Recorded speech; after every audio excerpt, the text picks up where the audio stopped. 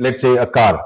A car basically has tires which have air in it. It's the air that is outside is also inside, but because it is holding on to the air, the inflated tires can drive you across the path.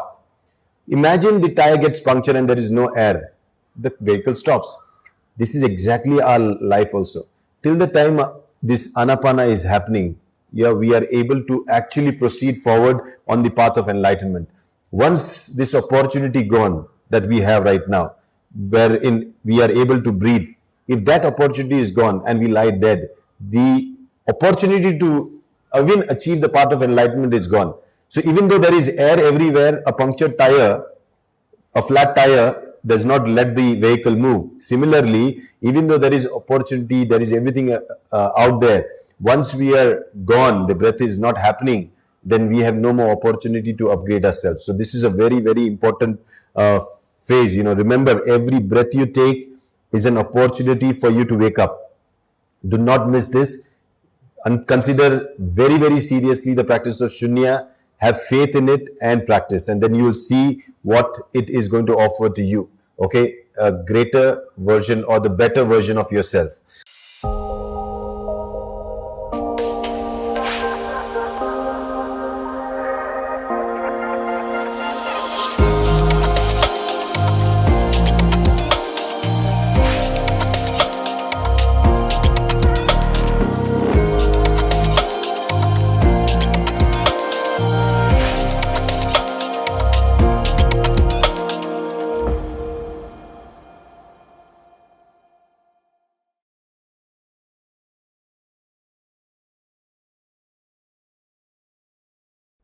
Namaste and very good morning to everyone. We are back here to continue our studies on the Maha Anapana Smriti Sutra, and today we're going to take chapters 8 and 9. I'm taking two chapters today. The second one, 9 chapter, is a smaller one. The chapter 8 is enlightenment through the practice of Anapana Smriti. So, hoping everybody is ready, we are going to continue with chapter 8.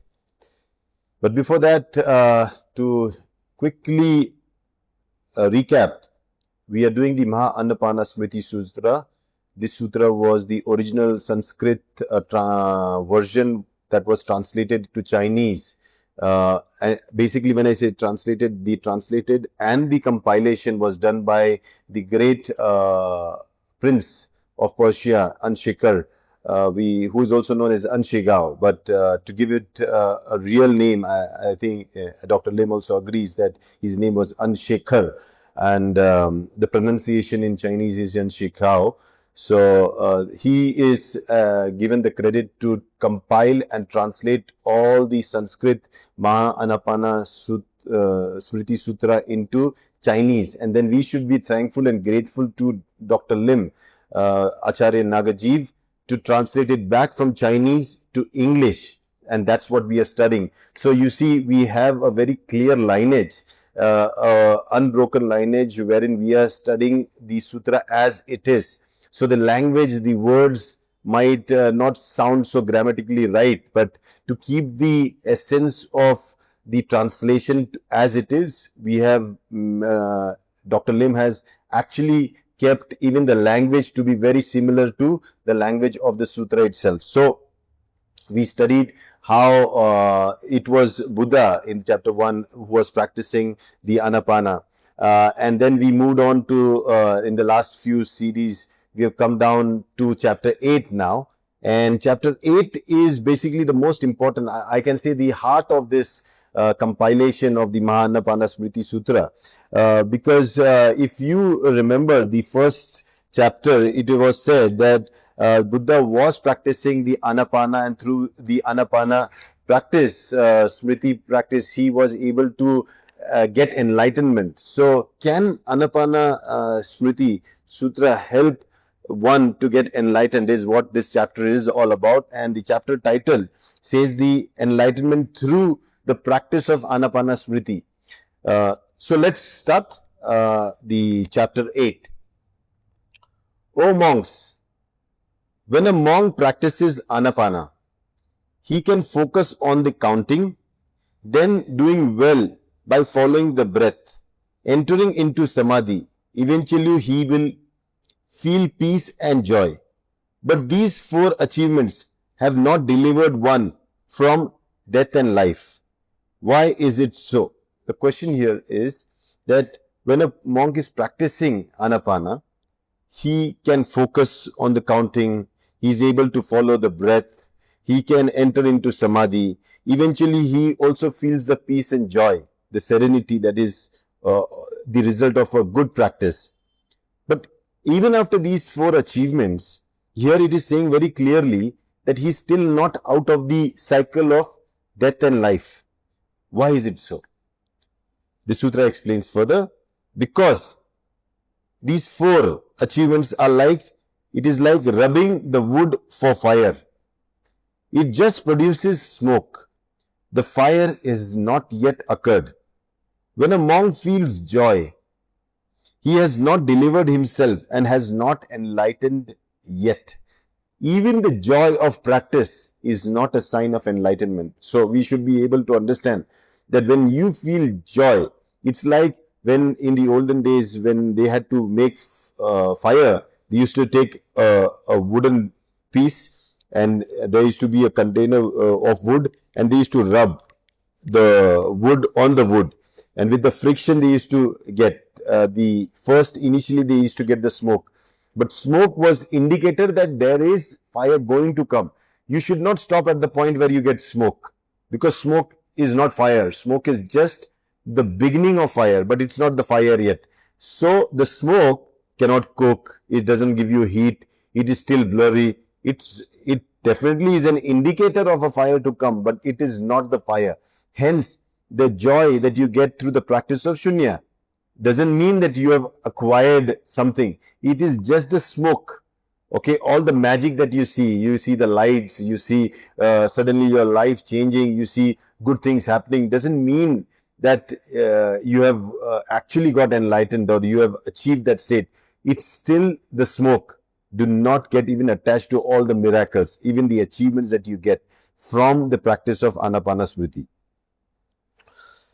O monks, while practicing Anapana Smriti, there are 18 types of mental confusions. So there are 18 mental confusions.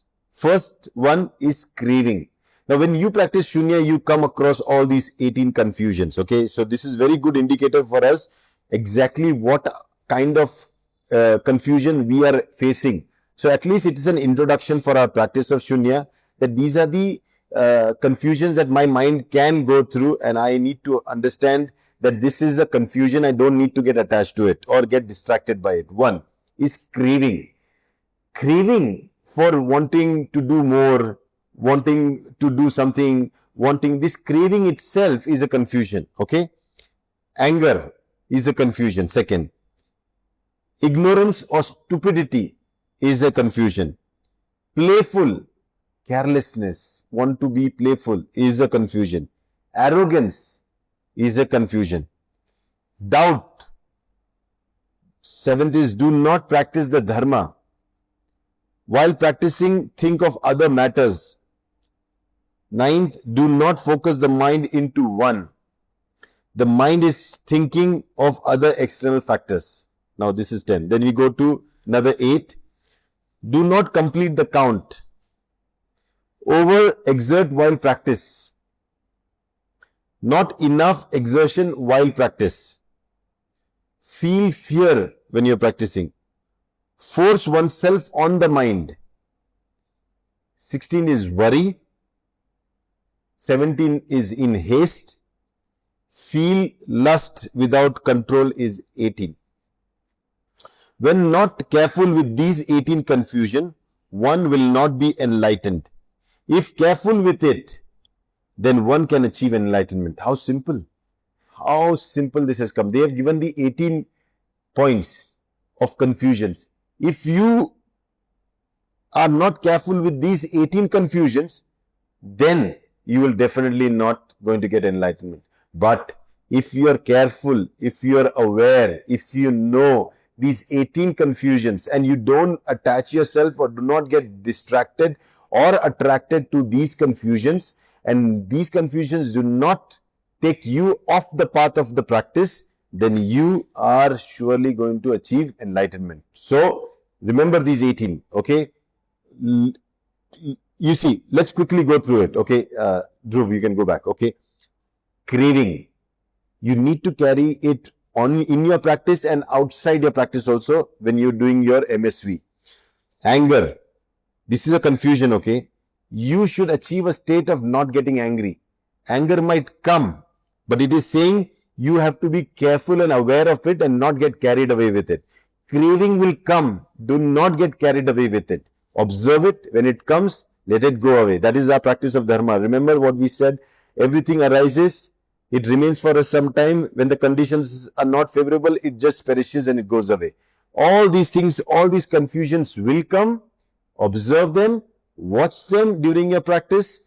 During your engagement with the society, again it will come. Again you observe them, watch them, let them go away. Do not get attracted, distracted or carried away with any of these confusion. Ignorance or stupidity is a part of learning. It will come, but do not stick yourself to that. Being playful, okay, that means going off the track. Okay, what was said to be done is not being done. The mind wants to get distracted and playful. Arrogance, okay, holding only your way is the highway. That is also not good. Doubt, not even cultivating faith, because faith, trust, it will only begin when there is no doubt. When there is doubt, these things don't work, you know, and we realized last time in the last session how important is faith in the practice of Sunya. If you don't have faith, your journey will not begin. If you set yourself a goal in life, you know, that this is what I want to achieve, it's not there. If you want to see it, you'll have to go on the journey.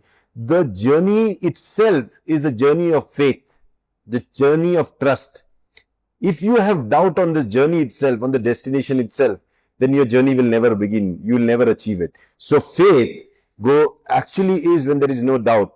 And so doubt is actually a confusion. Do not practice the dharma. What is the dharma? That everything is impermanent, everything is interconnected. We know that, and that is why we practice the dharma. We do not attach to it. We do not differentiate. While practicing, think of other matters. When you're practicing one thing, when you're doing shunya and observing the breath and doing accounting, if you lose your count, if you're thinking of other matters, then there is no way you're going to be enlightened. Do not focus the mind into one. When you're doing one thing, be 100% there. Do that one thing. If you're studying, study. If you're working, work. If you're doing driving, drive. Do not get your mind to do two things at a time. The mind is not capable to do two things. Remember this thing. The concept of multitasking, people thinking that they can do two things at the same time is not possible. Multitasking is just the mind moving from one thing to another thing very fast. But when it does, it only can do one thing at a time. Remember this. The mind is thinking of other external factors. Okay? This is also a confusion. Do not complete the count. For us, it is very important. When we are not able to count and we cannot complete the count, forget enlightenment. It's a long journey out there. Okay? So you're completing the count without getting distracted, without losing your focus is the way to enlightenment. Over-exert while practice, putting a lot of effort, troubling yourself, torturing yourself will never give you enlightenment. Even your practice should be natural. It should happen naturally. That is why in Sunya, we say, you shall not put in any kind of extra effort. Exert sufficiently. Remember this word. Exert sufficiently. Enough for you to practice for a long time. Not enough exertion while practice. Too much and too less also. Carelessly sitting, sloppily, with your head down, practicing like that also will not give you enlightenment. So it's like the string of a guitar. You don't make it too tight, too loose. It should be the right tuning, you know, the right effort you should put in sufficiently. Feel fear. Fear, when you always are afraid, then there is no way you're going to get enlightenment, because enlightenment is the journey that takes you to reality. When you see reality, why should you be afraid of that? You should be able to see that. Only the ones who cannot see things clearly are afraid. Okay, when you see a snake very clearly, you are not afraid. You just move yourself away from it. But when you cannot see it clearly, even a rope will scare you and you will think it is a snake. So, seeing clearly is the way to get out of fear. That is why in our practice of Sunya, we make sure that you cultivate the Vipassana skill, the skill to see things clearly. Okay? Force oneself on the mind. Forcing yourself, getting the mind, torturing the mind is not the way to enlightenment. It is exactly opposite of that. Letting the mind to do itself what it is supposed to do, watching it over and over again, continuously, cultivating awareness on watching the mind is the way to enlightenment. Worry comes from expectation when you desire results. Okay, now I want to do 99 to 0 and I want to be able to do that. You are already having an expectation. This expectation will create worry, thoughts will come in, you might lose your count. You might not be able to have the focus. So, worry is always either because of the past or of the future, the mind wandering there. But in the moment, there is no worry. In haste, trying to do things fast, not letting it go naturally, is again your hindrance in or a confusion in your process of enlightenment. And feel lust without control. See, the word they use is feel lust without control. Lust is always going to be there. We are a sensory being. We are called as sentient beings. We have sensations. And these sensations are nothing but attraction to these objects. So, when you have lust, it's going to be there. But to lose control and get carried away by that is where your enlightenment gets disturbed. So, an enlightened person does not have lust. Sorry, an enlightened person does have lust, but under control, with control. He manages his lust with control. He feels hunger, but yet he knows that he is not carried away by that. So he knows that there is food. I am getting attracted to food because I have hunger. Whatever is served, he is going to manage his lust, his desire for having something. Okay, wants to see, he will see, but he knows what to see, how to see. Everything, ears, he knows what to listen and how to listen. He controls his senses and the objects of the senses. Practice not following the dharma, okay, is referred to as failing to observe the body has 32 unclean parts or components and does not follow the 37 bodhi paths. Okay, now here you have to see, we will study the 37 bodhi paths in the next chapter, the future chapters that will come. So now we just remember there are 37 bodhi paths. Bodhi means to realize. Okay, practice not following the dharma is referred to as failing to observe the body has 32 unclean parts or component and does not follow the 37 bodhi paths. So, not following the dharma means not realizing impermanence, not realizing that this body has unclean parts, 32 unclean parts or components. While practicing, think of other matter. Refer to not reaching 10 counts, then directly go into breath following. This is loose and think of other. Another thing is about thinking of other. Okay, now here we stop till here. Think of other. While practicing, when you're practicing Sunya, you think of other matters. That's when you lose your count. Referred to as not reaching even 10 counts, then directly go into breath following. If you cheat yourself, you're not able to even finish your 10 count, okay, and you're going directly into your next level, you go to your yellow belt practice and you follow your breath. At that point, this thinking is loose. This is not going to be, taking you to any of the process of enlightenment. Your enlightenment process requires you to finish all your levels honestly, sincerely, without cheating yourself. Okay. Another thing is about thinking of other. While inhale, think of exhale. Now see how deep it goes. It goes very deep here, and you have to listen very, very, clearly here what I'm saying. Another thing is about thinking of other. While inhale, thinking about exhale. When you're inhaling itself, you're already thinking now the breath is going to be exhale, I have to count. Even that subtle thinking of something that is beyond, it is not even happened, is going to be a part of the confusion that is going to stop you from the process of enlightenment. While exhaling, thinking now I have to take in the breath next, that itself is again another confusion. So what happens is, when you practice Sunya, you realize you are supposed to do 9 to 0. You see the breath going in, your breath coming out, you count as 9. Again you go in and you know it's going to come out 8, and your mind is now running faster. So it knows, oh, then it's going to come in. It started to think about 7. It started to think about 6. At that moment, bringing the mind back, hey, don't go there. You first observe the breath, see how it is, how long it is. Look at the breath at that very moment. Don't jump, even to predict or stay with the future breath that is going to come. Don't do that. So this is the subtleness. So while inhaling, only focus on inhaling. When you're exhaling, only focus on exhaling. If you are thinking of inhalation when you're exhaling, that's again a confusion. That's again not having the awareness of the moment at that very moment. Okay. For the loose act of do not complete, okay, when you do not complete that act and refer to not yet achieve the first jhana, that is crave for achievement of second jhana, means you have not even achieved the first jhana, the first dhyana, and you are craving for the second dhyana, is exactly what happens when you have lose focus. When you lose focus and you start letting the mind wander into the next level. That's not. When you are practicing red belt, forget about the other belts. Forget about orange. Forget about yellow. Forget about green. When you practice your red belt, it's only and only red belt.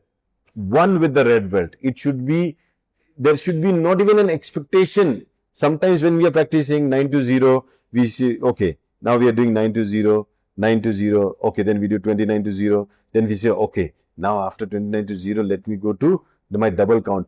Even the moment of thinking like that, okay, is actually cultivating and craving about that. So you should not do that. Your practice, when you're practicing your red belt, only and only red belt.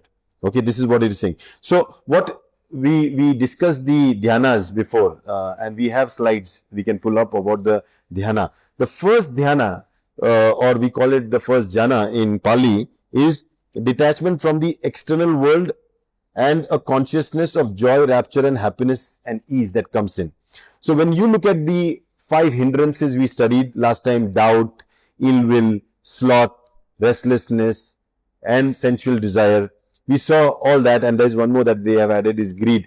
So all these 5 and 6 hindrances that disturb your focus, when we practice, what do we aim at is the first level of dhyana is to have a sustained thought, an applied thought, one-pointedness, rapture and happiness.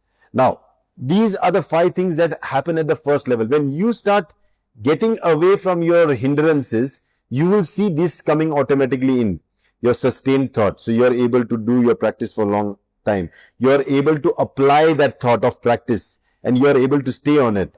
Then you become one with your practice, even your red belt practice or your orange belt practice.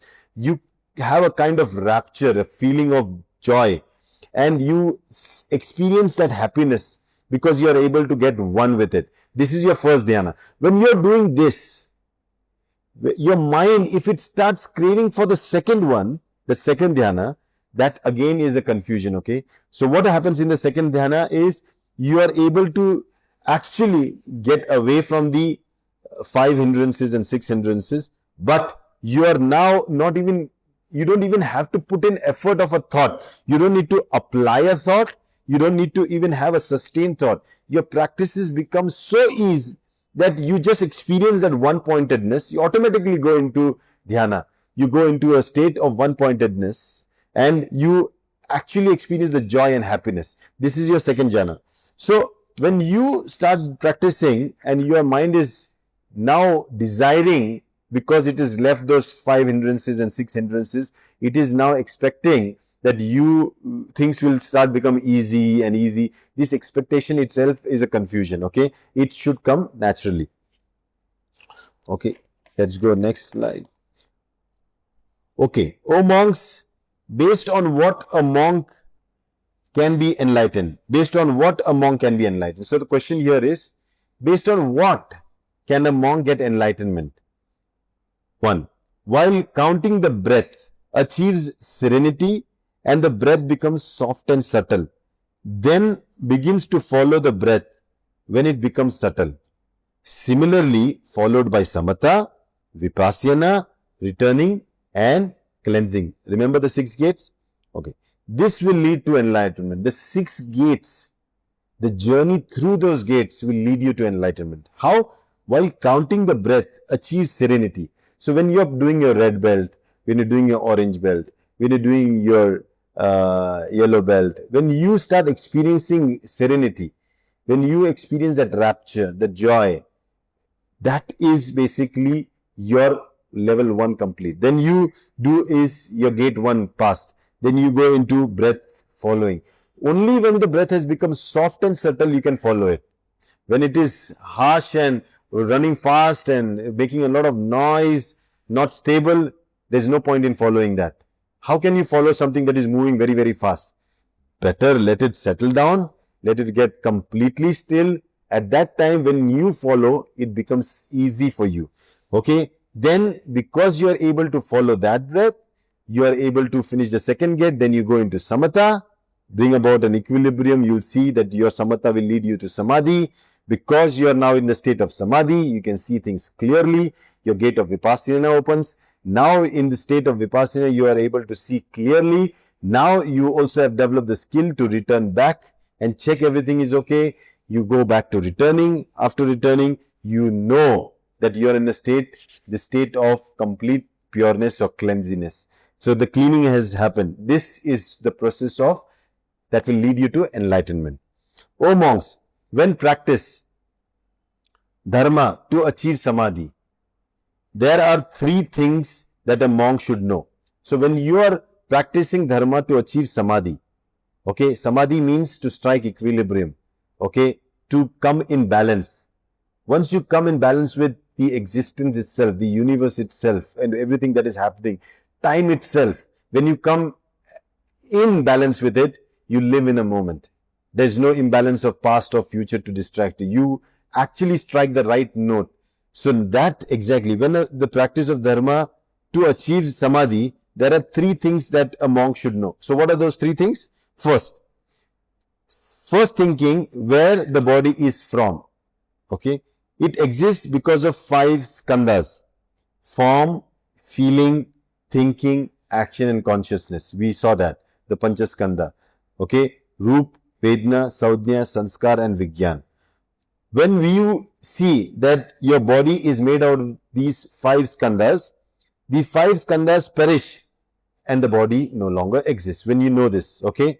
So, to practice and achieve samadhi and to practice dharma, the monk needs to know the 3 things. What? First, this body is made up of Panchaskandha. The 5 skandhas, these skandhas, they come together, give existence to the body. When they dissociate, there is no more body.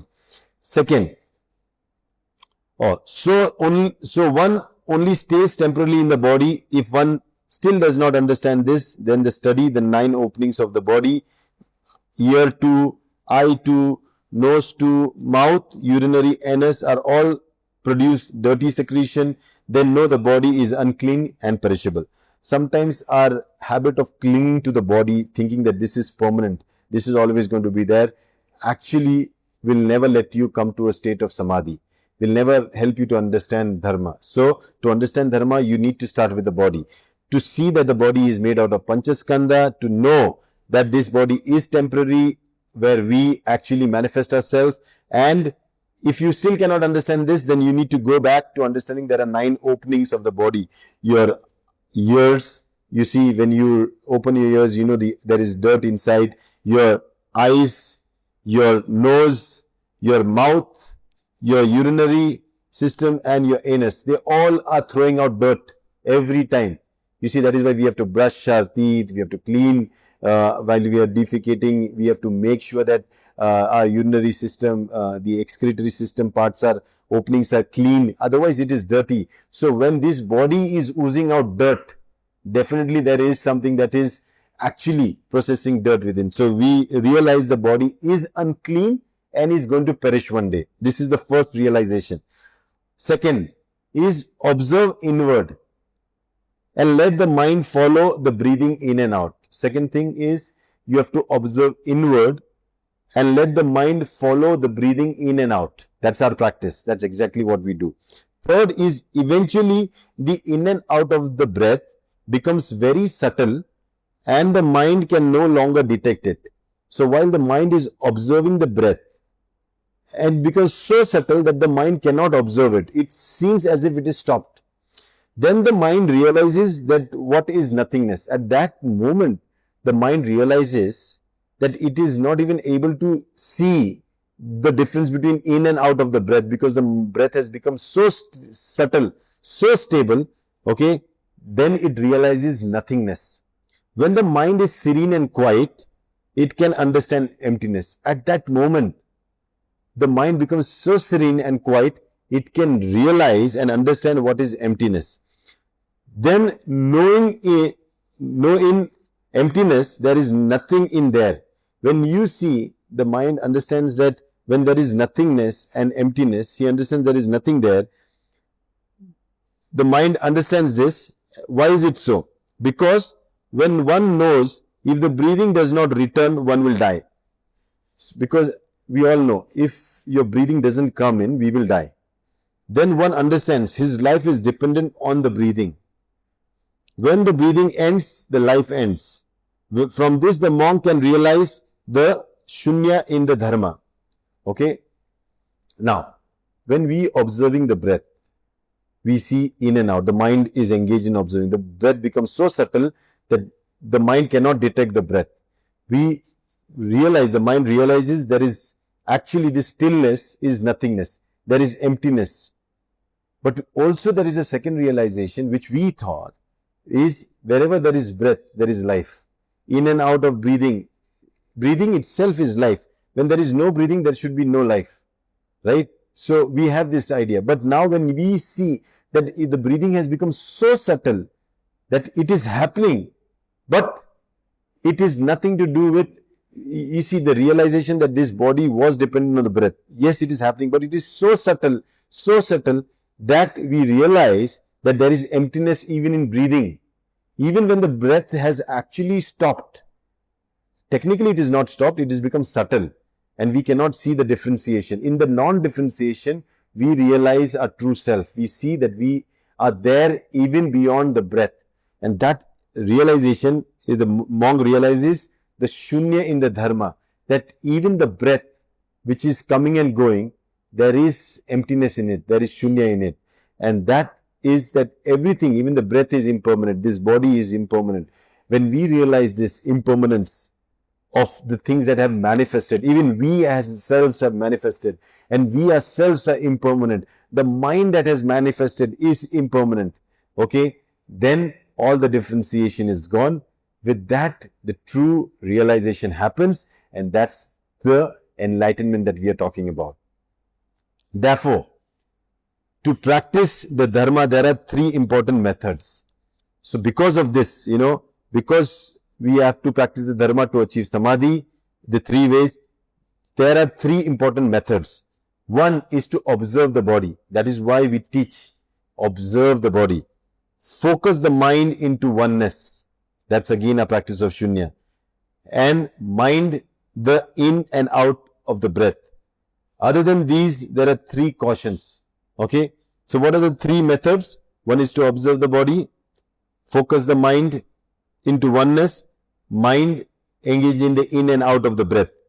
Other than these, there are three cautions. Okay. Caution means a warning. Prevent the body from longing for touch. This body, when you're practicing the body, you have to prevent the body from longing for touch. Okay. Otherwise, you see, whenever we want to scratch, we want to do, this touch thing is always there to actually, even when you're practicing on the body, you have to make sure that you don't get distracted by the bodies. own desire to touch itself. Prevent the mouth from making sound. This mouth wants to make sound. So, even the movement of sound should completely be controlled. So, that is why complete stillness. Prevent ideas from arising in the mind. How do you do that? By focusing on the in and out of the breath. You make sure that there are no ideas. Even the mind is not able to give any thoughts or ideas. Practicing the above 6 factors in meditation, a monk is quick to achieve samadhi. So how can a monk quickly achieve samadhi? Practicing these 6 factors in meditation. Okay, observing the body. So make sure when you sit, you observe. Don't droop, don't do this. Observe your body. Then focus your mind on the act that you've been given. That's your number count. You're following the breath. Then mind on the in and out of the breath, following the breath. Then also prevent the mind from the body, touching the body. Okay, so no scratching, no moving around. Then making no noise, okay, with the mouth, keeping completely shut, and even the thoughts, okay, completely still. How do you do that? With your practice. So these 6 factors in meditation will help you to achieve samadhi. Oh monks, a monk can read from the sutra. A single mind is the mind focused on oneness. Approaching the mind is to focus on the body. From multiple confusion, a monk focuses on one mind. Do not separate from the mind means the monk does not separate from observing the body. Similarly, for feeling, mind and dharma. Practice these 4. One is quick to achieve samadhi. Now again, another way into quickly achieving samadhi is, again we have to, the 4 foundations of our smriti. We know Satipatthana, we studied. Is the body, feeling, mind and dharma. Okay, so here they are giving us an insight. The sutra is giving us an insight in how one can achieve samadhi quickly. One is when he is practicing on the body, he observes the body, okay, as the body. We studied that even in the Satipatthana. And do not separate the mind from observing the body, okay. So you have to observe the body as the body and exert sufficiently. So similarly, you have to practice on the feeling, observe the feeling as a feeling, exert sufficiently. Mind as the mind, exert sufficiently to observe the mind, and dharma, exert sufficiently to observe the dharma, as the dharma. Okay, practice this 4 and one can achieve the samadhi. O monks, a monk practices dhyana by counting the breath. There is no other way. Here they are saying that only by counting the breath, one can practice dhyana. The mind becomes serene. When you practice counting, the mind becomes serene. This is good merit or good karma. When your mind becomes serene, okay, this serenity, this peace that you get in the mind is very different from a craving, That sometimes you have a craving, you eat a chocolate and you like it. That is a craving. So even if you take one chocolate, you like it, then what happens? You need more. Then you need more. You need more. This wanting more is not serenity. It's greed. It's something that your craving has come for. But when you are thirsty and you drink water and your thirst is quenched, okay, then even if somebody gives you water, you say, no, I don't want. Why? Because that you are satisfied. There is no craving. That is satisfaction.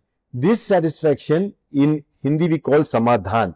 This samadhan is exactly what we are talking about, is mental samadhi.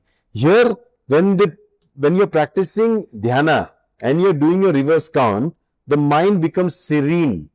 You experience that serenity, that samadhan, that state of samadhi. That is good merit. That is good karma from the present. After this, a monk stays serene for some time to go. Is the future merit. Then, at the present moment when you are experiencing that serenity, that peace, that is the good karma of the moment, of the present moment. But if you can carry that serenity from one belt that you started, say for example, you started the red belt, you started doing the 9 to 0, 29 to 0, 99 to 0, and you're experiencing that peace and serenity. Then you carry it to your next belt, the orange belt, where you're doing the double count. Oh, and you're also able to carry that on the next belt, your yellow belt, where you're observing the breath. When you're able to carry this, it's like you're carrying peace and serenity from one belt to another belt, from one belt to another belt. And if you're able to do that, that means from the present moment, you're taking it to the future. That's what they're saying here. After this, a monk stays serene for some time to go, and this carrying forward of that serenity is the future merit. You're cultivating good karma for the future. For a long time, it can hold that serenity. Then, for a long time, you are able to hold that peace and serenity. That is due to good karma or good merit from the past. Why are you able to hold that peace and serenity for a long time? Because your past was peace and serene. Your future is becoming peace and serene. You're able to carry that forward. So now, that's an endorsement. That's a sign that your karma of the past has actually become peaceful and serene. The karma of the present has become peaceful and serene. The karma of the future is becoming peaceful and serene. That means my karma is actually of the past, present and future have all become peaceful and serene. And this is an way you're cleaning your karma also, but you're also on the process of enlightenment. Nothing is going to affect you. Not in the present, not of the past, not even of the future. O monks, practicing dhyana and counting the breath, the mind does not calm, is the bad karma, the sin in the present. When you're practicing the counting, but your mind is not able to finish the count, you are not able to focus, okay, is not calmed down, the mind is not able to experience that peace and serenity, okay, that is bad karma in the present. So at that very moment, you know there is bad karma happening. After this, the mind keeps confused and does not calm, and you're keeping that practice, and still your mind is not able to calm down and is still confused. It's already cultivating your future sin, your bad karma.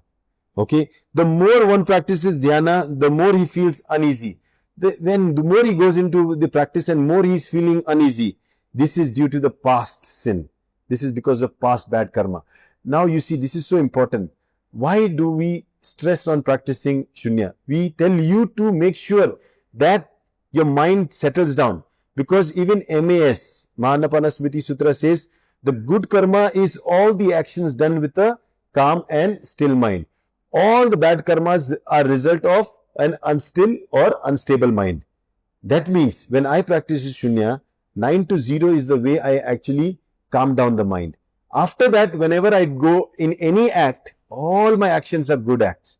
But if I'm not able to do my 9 to 0, 29 to 0, and I know I'm not able to focus, I'm getting distracted, then my basic act of practicing Shunya is already cultivating the bad act. It's the bad karma. Now, I leave it. Okay, I'm not able to do it. And I go and do something.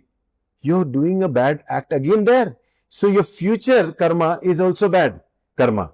And everything that you do is bad karma. Not because this bad karma is happening in the future, because it is a result of your past bad karma. Your past bad karma means before I was actually practicing my Shunya and doing my 99 to 0, I was already disturbed. That disturbance is showing up in my present. My present is not able to finish the count. I am going into and doing other job. At that time, actually, I am carrying the bad karma of the past into my present, into my future. Stop. That is why we say, when your disturbed mind is trying to do something, all your actions are going to cultivate bad karma. Bad karma will bring in bad fortune. Bad fortune is not only for you, for your kids, for your family, for your society, and it's just going to bring trouble and pain and suffering. What should I do? Stop that very moment. Sit, do your 9 to 0, do your 29 to 0, do your 99 to 0. Make sure that you have achieved that stable mind. With that stable mind, then do your job. Whatever it is, whatever act you're doing, do it then. Even an act of teaching, do it only when your mind is still. If it is not still, no point. It is just going to give you bad karma. You can know what happens when you accumulate all the sins of your life. What is your life going to be? Unfortunate. It's going to be painful. It's going to be full of suffering. How is it that I can change that? Is by stilling the mind, by the practice of Sunya. O monks, in dhyana, focus on breathing. The mind becomes quiet and breathing stops. Then one should think, even if the mind is quiet, one should return to focus on consciousness. See, they are saying that when you're practicing dhyana, you're focusing on breathing. The mind becomes quiet, still. You realize the breathing has stopped. Actually, it has become stable. Then one should think. Then, now here again you are doing what? You're doing is your what we call the applied thought. You are putting in the thought that, oh, my mind has become still. Now what should I do? I should not just give it up. At that moment, because your mind is watching the mind, you see, we saw the body, feeling, mind, and the dharma itself. All those things. Even when the mind is quiet, one should return to focus on consciousness, your own self. What are you? What are you doing? How this? So being conscious about yourself is what your mind should go into. To practice the dharma, one must always follow this practice of observing the 4 foundations of Smriti. So if you really want to practice dharma, you need to practice the 4 foundations of Smriti, and you should keep your mind, okay, engaged in this. So what are the 4 foundations? Watch your body. What are you doing? When you are angry, what are you doing? Are you taking something, throwing or shouting at somebody? Watch your body, watch your expressions. Even without a mirror, you should know that your face has changed. Your nostrils have started to bloat up. Your hands have started to clutch. You should know that. You are already getting angry. So you watch your body. When you're getting depressed, you realize your body is losing up. You want to stay secluded in one place. You know, watch your body. Watching your body is practicing Anapana Smriti. Watching your feelings, what type of feelings are coming? Hate, greed, anger, lust, all these feelings that come, watch them. Watching them is practicing Anapana Smriti. Then watching the mind itself, how the mind is behaving. It's wandering here and there, not able to focus. You realize that your mind is not stable. Is watching your mind. Okay, this is practicing Anapana Smriti. Watching the dharma, seeing things happening, coming and going. When you're not able to see that, you're already being eluded. When you are eluded, you're not practicing Anapana Smriti. So practicing the 4 bases, the foundations of Smriti is the way you practice Anapana Smriti. And that is what they are being taught here. So chapter 9 tells us very clearly, the process of enlightenment is to make sure that the past, your present and the future all are aligned into the oneness of the now moment. Okay, you cannot separate them. They cannot be separate entities. You have to bring all of them, your past, your present and the future in the now. And that process will make you live in the now always. And the one who lives in the now always is actually living being, he's being there and he's doing something that is necessary for the moment. So when he's there living in the moment, he's already an enlightened being. He can see things clearly, not any kind of worry, all the 18 confusions that distract him, disturb him. He's able to do everything with a stable mind, cultivate all the good merits and accumulate all the good merits. So when you have accumulated all the good merits, you can actually share them with the world. Because only, I told you, remember last time also, only a peaceful person can distribute peace and serenity to the world. One who's disturbed is never going to give peace to the world. So only a satisfied person will be able to satisfy others. An unsatisfied person cannot satisfy others. So you have to become that which you want others to be.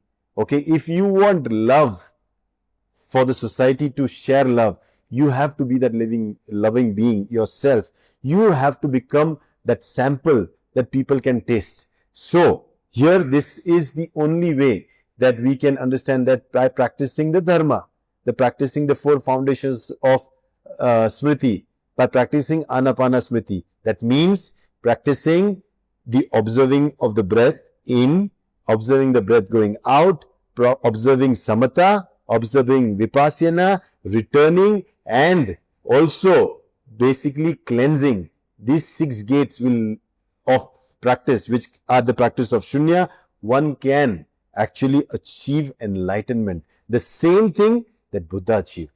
Can you imagine? This is our path. What Buddha achieved, we all can achieve. And Buddha achieved one thing very important for us, a proof that it is possible even in the human realm, as human beings, to achieve what a Buddha achieved, that is peace, serenity, that tranquility. And that is what is going to show you what is the real nature of things. Truth. Okay. And when you see the truth as it is, there's no more worry, there's no more suffering, and you're out of the sansara's cycle of suffering. Okay. There is no more life, there is no more birth. You get out of that cycle of life and death also. So, very, very important chapter. This again tells us what? We have to go and practice. That's it. We have to practice. So, if there are any questions on this chapter, we will take. There are questions? No, not yet. So, we move to chapter 9, because chapter 9, I did it purposely because it also is very much linked to this chapter. And this chapter is a short chapter, so we can finish it fast. So, chapter 9 is practice the dharma to remove the bad karma. Okay. So, what we have to do? Practice the dharma to remove the bad karma, because all the suffering is only and only because of bad karma. Yeah, I have to end the suffering, wash my bad karma, and my suffering is washed away. Cultivate the good karma, fortune is coming on my way. And when you cultivate good karma, prosperity is what is coming all your way. And you will see that this life that you're struggling to survive will be a life that you can enjoy with all its richness around. Okay. Never to be in a state of not being satisfied. And being in a state of being satisfied is what is happiness. Okay. Oh monks, there are 5 faiths for a monk to follow. What are the 5 faiths? There is Buddha and his teaching in the sutra. So, one faith, you should have that faith. There is Buddha and his teaching in the sutra. So, the sutra are the basis where the Buddha lives and his teaching live. Second faith you should have is practice dharma by detaching from family and worldly bonds, like shaving the hair and to become a monk, or detach himself from attachment to the world as lay disciple. So, as a lay disciple, we are all lay monks. So, what do we do? Without attaching ourselves to the world, we can live in the world. Without getting locked up into certain things, we can always live with freedom. And here it is, how do you practice the dharma? By detaching yourself from any kind of attachments. Second is by non-differentiation. You practice the dharma. Third is sitting to meditate. That is again practicing Sunya. That's the faith you should have. That this practice, though it looks useless, it doesn't have any meaning, but sitting there for 10 minutes, 20 minutes, 30 minutes, an hour is the faith that you should have, that this is my cleansing process. This is what is going to cleanse my bad karmas. Entering into samadhi. Having the faith that one can enter into samadhi, a state of complete equilibrium. Fifth is focus the mind, cling to nothing, and the mind stays in shunya or emptiness. That fifth faith is that I will practice my focus of the mind, that when I am practicing on something, it does not hold on to anything else. It is completely free. Cling to nothing, the mind stays in shunya or emptiness. Just like somebody who has actually learned to swim does not want to hold on to anything any further. Just releases himself, swims in the water. Exactly, that's the state of shunya. So, otherwise one who is not yet knowing swimming, he wants to hold on to a floating object, in a wall or somebody. He's trying to hold on to something. He's dependent. And because he's dependent, he's not free. And because he is not free, he is always suffering. Okay, that is why one who doesn't know swimming in water, he is struggling. And the one who knows, he looks at it and say, hey, why are you struggling? It's so easy, just float. It's so easy. You see, I'm doing my forward stroke, I'm doing my back stroke, I'm not even moving my hands, I'm floating without holding anything. It looks magical. But somebody in the water can do it, somebody who knows the way, right? Similarly, one who understands the samsara and understands this samsara can actually swim in the samsara without having to struggle. Okay. O monks, if the mind should cling to nothing and focus on Sunya, then why does a monk have to focus on breathing again? Now the question here is, if you can actually go, are we on the next slide? Yeah, O monks, yeah. If the mind should cling to nothing, if it can cling to nothing and focus on Shunya, then why does a monk have to focus on the breathing again? Why should I go again and focus on the breathing? The answer is, because in breathing there are no 5 colors, no form, no craving, no anger, no ignorance, no lust. It is also empty. It's only the breathing that is empty. That is why we have to always go to breathing. Remember this. Why are we telling again and going to Anapana? Why are we telling that even if you have achieved that stable mind, remember to practice Shunya again and again. Do your red belt, do your orange belt, do your... Why? Because breath itself is empty. It does not have any form. It has no craving. It has no anger. It has no ignorance. It has no lust. And it is also empty. So better go back to something that is... Rest all things will have form, will have, something that will keep you attached to it. And once you have attachment, you will never be able to actually experience the true emptiness. And breath is the only way where you can experience that. So go back to the practice always of Anapana Smriti. O monks, the mind observing the body is called Smriti. We did that. We understood that. Okay. That when the mind is observing the body, we call it Smriti, or mind holding on the body. Smriti means mind holding on the body. Some people cannot control their mind. That's why we ask them to count the breathing and observe the body. Why do we tell people to count the breathing and observe the body? Is because some people cannot control the mind. I think it's not some people, it's all the people. Unless the person is an enlightened Buddha, he will still be not able to control the mind. It's the mind who is keeping on controlling them. So, we definitely will need to count the breathing and to observe the body. When the mind can be controlled, then counting may not be necessary. When you become a Buddha, don't need to count. But first, till the time you are not able to control the mind, till that time you will have to depend on counting the breathing. That is why Shunya is the way that we will have to continuously do till the end of our life. Okay, till we reach a state of enlightenment, at that time counting may not be necessary.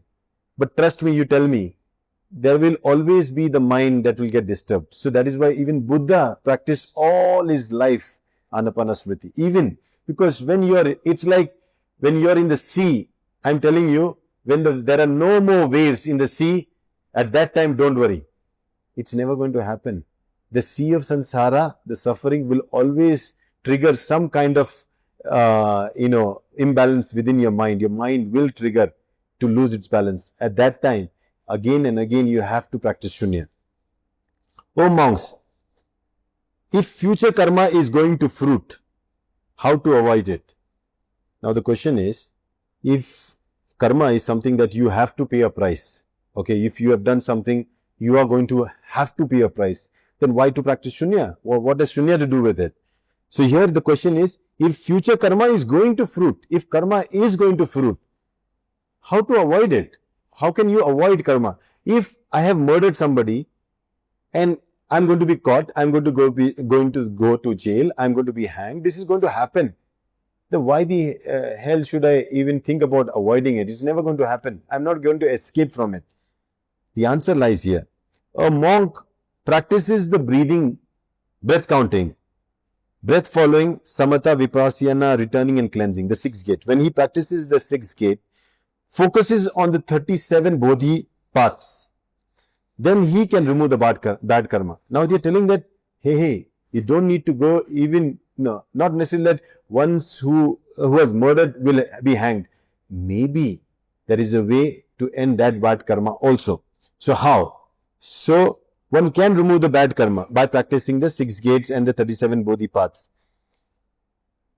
O monks, karma are not supposed to vanish. We know that. Karma cannot just vanish. How can breath counting and follow the 37 bodhi paths remove it then? When we know that karma is always going to fruit, we say karma boomerangs. You do bad, bad is going to come to you. You have cheated somebody, cheating will happen to you. You will have to pay a price for your karma. So, how can I repent, or how can I actually use breath counting and 37 bodhi paths to remove it? The answer lies here. O monks, when a monk practicing dharma can remove his sin, that is bad karma, if breath counting, breath following, samatha, vipassana, returning and cleansing cannot remove the sin, then there is no possibility for enlightenment. If these 6 gates cannot actually cleanse our karma, there is no way we can achieve enlightenment. There is no way. So there has to be a way. And that's what the Buddha said. Buddha said there is a way. This 6 gates is the way. Because that's the only way I can get out of my karma. Once I'm out of my bad karmas, my fruiting doesn't happen. Because my fruiting doesn't happen, my suffering is not there. So my 6 gates is the way that I can actually, you can say, cleanse my bad karma. And once my karma is gone, my pure self is revealed to me. Now these 6 gates, practicing of these 6 gates, that's Sunya, can remove bad karma. Because it can remove the bad karma, nirvana is possible. Otherwise, there is no way liberation is there. Because there is a way in which I can clean up myself of all the bad that has happened. That is why there is a liberation possible. Otherwise, there is no way. There is no hope at all. So, nirvana is possible because I can clean myself up. I can wash myself up. I can, undo my bad karma. Breath counting, breath following, samatha, vipassana, returning and cleansing. These 6 gates. These 6 gates plus 37 bodhi paths can lead to Buddhahood. Wow, very strong statement. The 6 gates, practicing the 6 gates and following the 37 bodhi path can lead one to Buddhahood. It is so powerful. Not to say it can remove the bad karma only. It's not just bad karma only. It can actually make you a Buddha.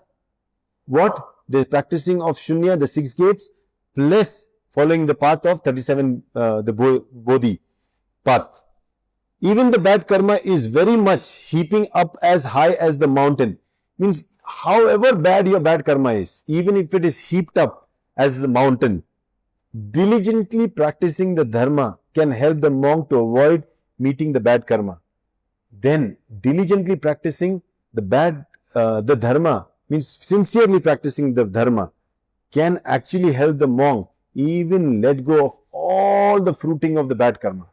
Now, you will be wondering, how is that possible, And this is the chapter why I wanted you all to know that the process of enlightenment that we are aiming for, we are trying to achieve nirvana, we are trying to achieve the state of liberated being, a being that does not suffer anymore, gets out of the cycle of birth and death, and doesn't have to worry anything, doesn't have any anxiety, panic attacks, doesn't worry of the future, lives in the moment. All this is possible only if your bad karma doesn't fruit. If your bad karma keeps fruiting up, then there's no way you're going to be able to actually do that. But if you see in the previous chapter, we studied that all these bad karmas, they can actually fruit only when there is an unstable mind. But when the mind itself becomes stable, you start having good karma. Now, with the good karma coming, your bad karma actually gets diminished. Okay, so when you practice Shunya, what happens is, all your bad karmas, when you're sitting one like this, your bad karmas are going to come. But you are able to observe it. It's going to bother you. But this is all mentally bothering you. It is troubling you. But you're going through it. You're letting it fruit. But the fruiting is happening in your practice. All your fruiting is happening in the practice. Because it already fruits up, there is nothing more left when you go out and engage in the world for it to fruit. For example, when I see something and my bad karma, does that action, I see a person and I am angry. I have already actually wanted to decide to hit him. I've hit him. I've hit him very bad. I actually did the bad karma because I listened to my mind. The anger came in. I actually hit that person. I have already cultivated bad karma. Now, what is going to happen? I have to pay a price for the bad karma. Now, when I will walk somewhere, the person who I hit has already got 4 or 5 people to hit me back. I hit him one person hitting him. He bringing 5 people to hit me. I get whacked 5 times. This is the law of karma. We say, oh, you hit, you're going to get it back with interest. But now, when I practice Sunya, I see, okay, this is happening. I become peaceful. All the thoughts coming in, the trouble coming in, I actually go. And what happens is, it's but natural that this all torture that I'm going through, the mental torture of, letting that thing fruit up, all the thoughts coming but not getting bothered with it, okay. Then when I walk on the street, when I see those 5 people and they start telling me, you hit me and that is why I'm going to hit you, we say, sorry, I really repent for that. I seek your forgiveness. Because we become humble naturally, because we have learned that. Then we don't react. The person says, we will hit you. They want to hit you. They slap you and you don't react. They hit you, you don't react. 2, 3 blows, they are satisfied because you are not reacting. And they go away. You see, your karma has actually lessened. Your fruiting of the karma has lessened. Over a period of time, you will see that all your bad karmas actually, they fruit, but they fruit with a very less energy. Same happened with Angulimal. When he was killing people and he was doing all that thing, when he met Buddha and Buddha said, stop all this, he said, no, I cannot, because people will not forgive me for my bad karma. They will always, trouble me. I cannot let go of the bad karma. It is going to come. So why should I even worry? Buddha said, no. If you let go now, your bad karma will also go away.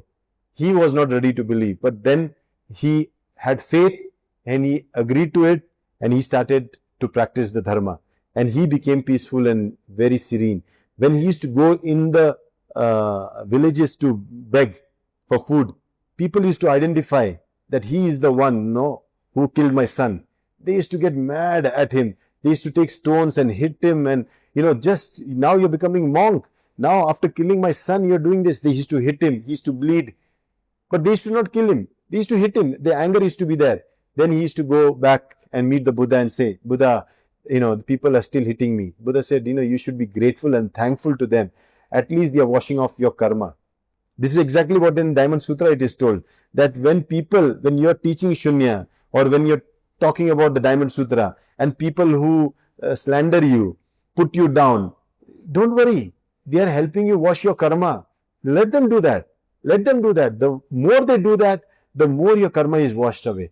The more you practice Shunya, the more you promote Shunya, you are actually cleaning yourself there, and you should be grateful to all those haters, all those bysayers, all those slanderers, all those people who are, putting you down, because they are cleaning up your karma. Better fruit it up in this way, rather than fruiting it up as a suffering for me, my family, and all those things. I better let it fruit it within myself, This is better. So you see, the process of Shunya is a process of cleansing.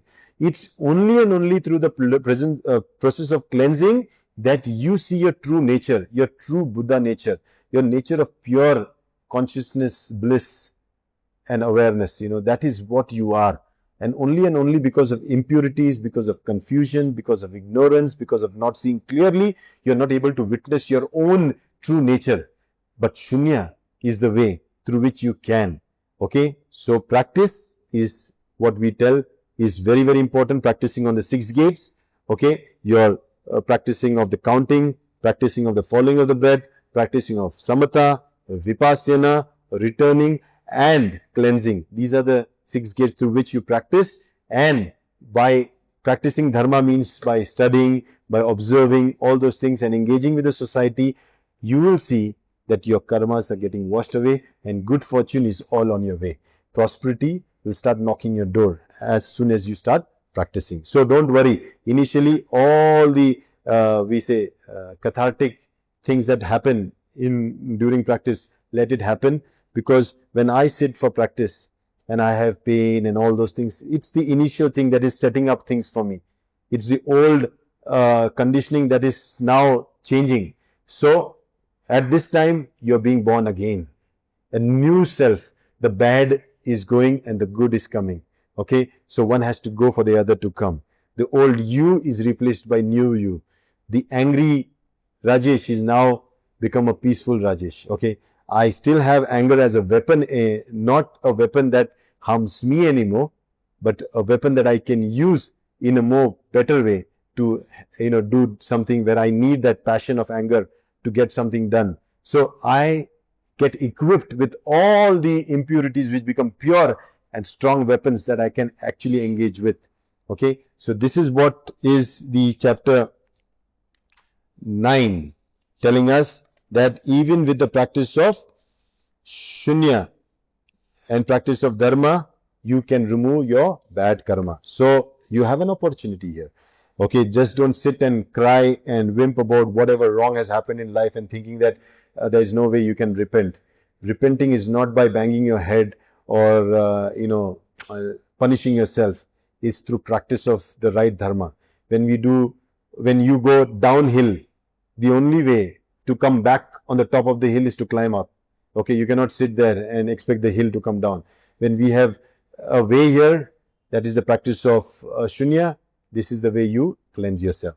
Okay, so that brings us to the end of the second chapter. So that brings us to the end of the session of the Maha Anapana Smriti Sutra, chapter 8 and 9. We see you tomorrow again for chapter 10. Until then, keep practicing. See you.